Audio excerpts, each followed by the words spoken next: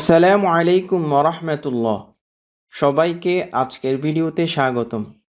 আজকের ভিডিওতে আপনাদের সাথে গুরুত্বপূর্ণ 6টি আমল শেয়ার করব। রিজিক বৃদ্ধির 6টি আমল। 1.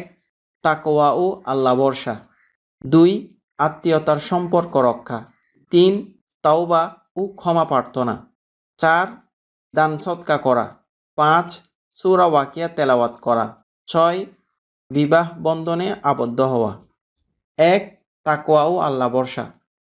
মহান আল্লাহ বলেন, আর যে আল্লাহকে ভয় করে তিনি তার জন্য উত্তরণের পথ বের করে দেন এবং তিনি তাকে এমন উৎস থেকে রিজিক দান করেন যা সে কল্পনা করতে পারে না।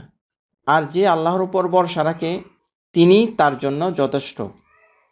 আল্লাহ অবশ্যই তার উদ্দেশ্য পূর্ণ করবেন। 2. আত্মীয়তার সম্পর্ক রক্ষা।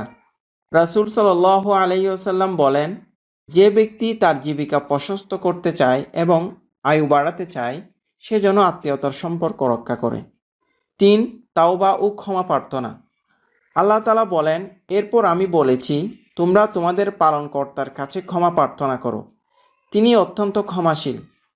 তিনি তোমাদের উপর প্রচুর বৃষ্টি বর্ষণ করবেন, বাড়িয়ে দিবেন তোমাদের ধনসম্পদ ও সন্তান সন্ততি, স্থাপন করবেন তোমাদের জন্য উদ্যান, প্রবাহিত করবেন তোমাদের জন্য নদী নালা।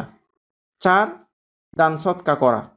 আল্লাহ তাআলা বলেন, বলুন, নিশ্চয় আমার রব তার বান্দাদের মধ্যে যার জন্য ইচ্ছা রিজিক প্রশস্ত করেন এবং সংকুচিত করেন। আর তোমরা যা কিছু আল্লাহর জন্য ব্যয় করো তিনি তার বিনিময় দিবেন, তিনিই উত্তম রিজিকদাতা। 5. সূরা ওয়াকিয়া তেলাওয়াত করা। পবিত্র কোরআনের 56 নম্বর সূরা।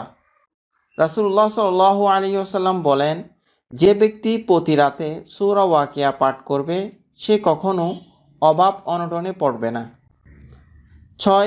বিবাহ বন্ধনে আবদ্ধ হওয়া।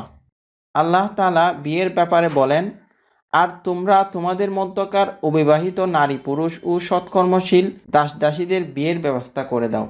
তারা অভাবী হলে আল্লাহ নিজ অনুগ্রহে তাদের অভাবমুক্ত করে দিবেন। আল্লাহ প্রাচুর্যময় ও মহাজ্ঞানী।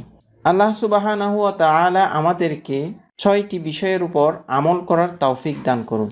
আল্লাহুম্মা আমিন।